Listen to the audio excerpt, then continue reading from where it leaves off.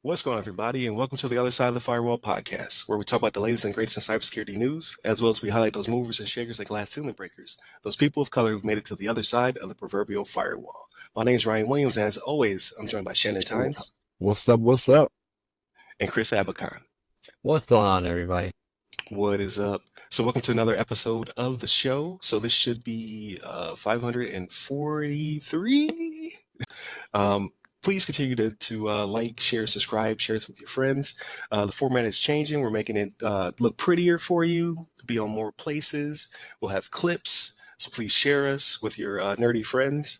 And most importantly, watch the content. I think it's really good stuff. And then on a weekly basis, I'm trying to blog now. So if you don't like to watch or listen, you can now read. There it is. I'm hitting all the senses. There it is. So about social medias that go by our name, usually find us by the other side of the FW or Ask Us SP on your platform of choice. Without further ado, I'll give it to Shannon. All right, everybody. So this next article comes from Forbes.com. Excuse me, written by Molly Bohannon, and the title of this one is "Change Healthcare Cyber Attack Disrupts Services Nationwide. Here's what to know." So I was aware of this because we actually at work, so I still work for the Department of Defense. We actually were getting emails about this, about pharmacies having issues, like in the DoD, and not able to take certain prescriptions and things like that. It was a certain subset that they were only allowed to do for that little bit of time. And on Friday, they said that most of it was up, but it still wasn't 100%. So there was the reason behind this was a cybersecurity attack at Change Healthcare, which is a subsidiary of UnitedHealthcare Group or United Health Group. And it caused prescription delays and disruptions. And it says at a number of pharmacies across the U.S. and is ongoing. So according to this article, so this article was last week. But like I said, on Friday, we had got the message that, hey, most of it was back up. And the company, they said that they proactively isolated the impacted systems from other connecting systems immediately after detecting the threat, which is a good thing. Like, it's one of those things where it didn't sit and fester for a long time, but they caught it fairly early. He says specific to Change Healthcare, but it was one of those things where it affected secondary systems, right? Like, because of that, and this is the interconnectivity of the world today. So because Change Healthcare connects to this, which connects to this, which connects to this, you had all these different things that happened. So I know Publix, which I know is really big down there, right? Like, got a lot of Publix down there, right, Ryan? Publix and GoodRx flagged pharmacy disruptions on social media, and they said that they said it was at least one pharmacy in Colorado and California, but it was more than one pharmacy in Colorado. I can assure you of that, because it was across the board. Like, it was a nationwide shortage, or not a shortage, nationwide attack that affected distribution from the pharmacy. And so this is one of those things where, like, we talk about this before, right? Like with medical being a soft target, with a lot of these hackers, going after different medical things, and like this is where this can hurt. Right? So we have a lot of people in this nation that rely on their prescriptions, you know what I mean, for whatever they may need. And the fact that they can't get them, like, this can turn into, we've talked about this before, like, does someone get, prosecuted, because someone dies because they can't get their medical treatment? We talked about it before with hospitals, but it's kind of the same thing here. If for whatever reason they can't get their heart medicine, you know what I mean, for 3 days, 4 days, what happens in that instance? But this disruption was felt far and wide. I know that for a fact. So luckily I'm to the point where I didn't need anything right now, you know what I mean? So I was good, but it seems like they seem to have it under wraps, but we'll see what happens as this goes on. But yeah, this is the medical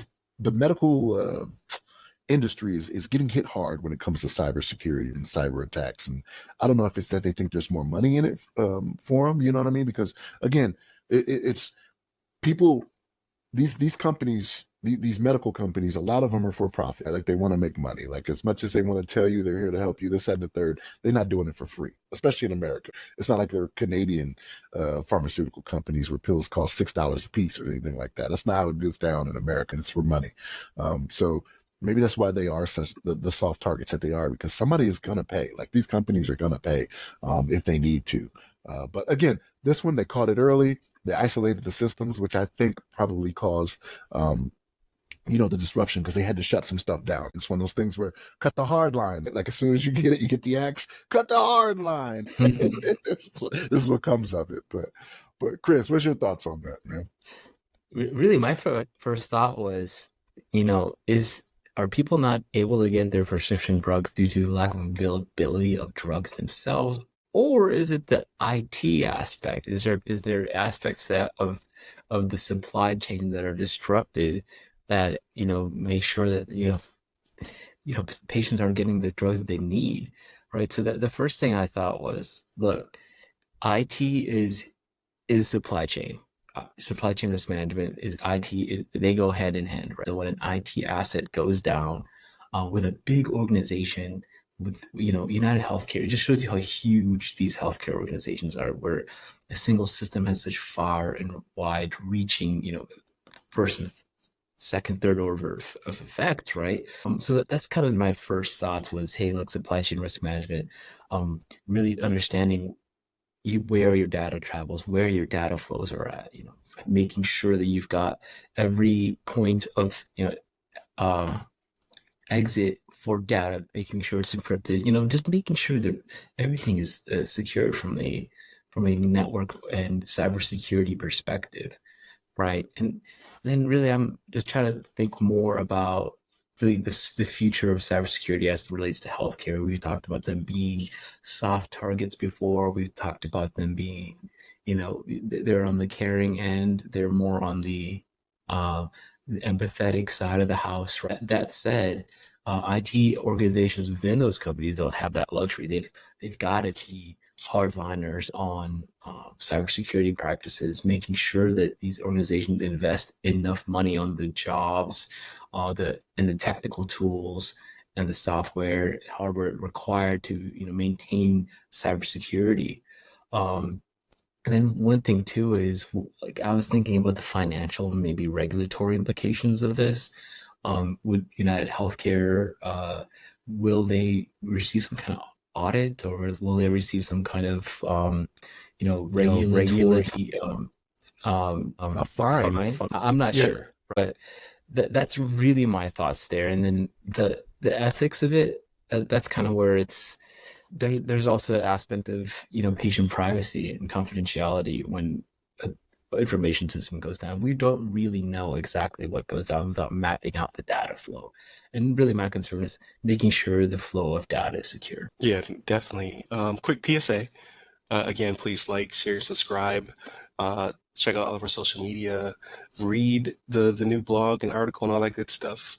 Sorry, I have to keep saying it. It's just it's part of the methodology. Like, I hate pandering, but in order for this to work, for whatever reason, repetition. So I have to say this at the beginning, the middle, and the end.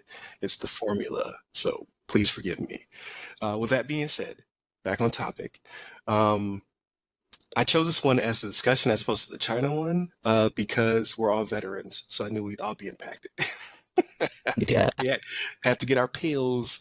But like Shannon said, like Publix is the major chain down here, and yeah, and I received a message from them because I guess I've had a prescription filled with them in the past. I didn't get anything from the VA, so I assume they weren't necessarily disrupted too bad.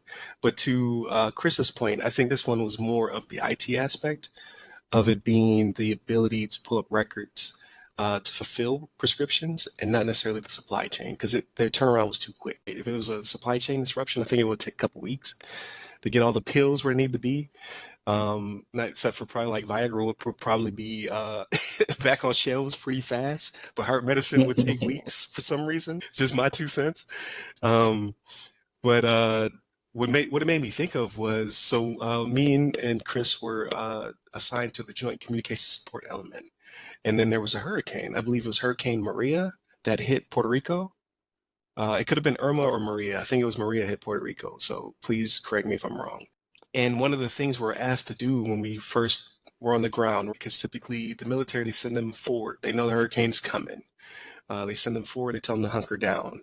One of the first things they had us do when the storm had passed was set up communications for Google to help people to start fulfilling their prescriptions and to get the pharmacies back up. So they wanted pharmacies, obviously telecommunications in general for emergency responders and fire and rescue, and then the rest. So one of the first things we're asked to do is to set up shop so people can get their prescriptions, things of that nature. That's how critical that pipeline is, because it takes a long time for people to get their meds and to make sure they have what they need. So this could have been a major disruption because it impacted CVS, Publix. I saw a few others that I've never been to. So GoodRx, Publix, Walgreens, CVS, like all were impacted by this outage. So this could have been pretty bad. And like I said, and the DoD pharmacies. Like we got that message at work telling us the pharmacies on the base. Like, gotcha. it was nationwide. Because you like, were on the base. This was my DoD email that this came through. Like, hey, these pharmacies cannot satisfy this. So it was not just the civilian population affected by this. Active duty military as well. So it was like a single point of failure disrupted a lot of people. So my thought would be like they will be like Chris said, they're gonna have to come in and prepare for an assessment because that's gonna hit them, HIPAA, maybe HIPAA or high trust or what have you. And then CSF, like they might give the works, but two, there's going to be a class action, a fine imposed or something. They're gonna get slapped with this because it was too big. Right. Like if it was just a mom and pop situation, maybe they would just get a slap on the wrist. But there's a lot of Congress individuals and things of the nature of the president. Like everybody's on something. Everybody has a prescription of some sort, whether it be a vitamin all the way to, like I said, Viagra. So, Vitamin B. So the powers that be in the center, like I couldn't get my vitamin V. All hell will be like it's gonna be a problem, right? And then a lot of like we talk about the age of the people who actually vote. Your constituents are all on medicine. Like people who vote are older people. So they're going to be like, hey, I don't want this to not happen again because I need my whatever. So this impacted a lot of powerful people, whether it be all the way to the top, right, to the man in charge of the free world, all the way to the people who put him in that position, the constituents. So this will be an issue. So that's why I thought it'd be a good topic to bring up. Like China, it was close. It was close. It was a race. It was going back and forth in my head. But this is what I've settled on. So definitely continue to tune in throughout the week. So I always forget to say all the episodes. So Monday was the FBI shutting down Lockbit, at least for the time being. Tuesday, please jog my memory. Tuesday was China. Chinese online dump. Right. The Chinese Snowden leaked all this crazy information.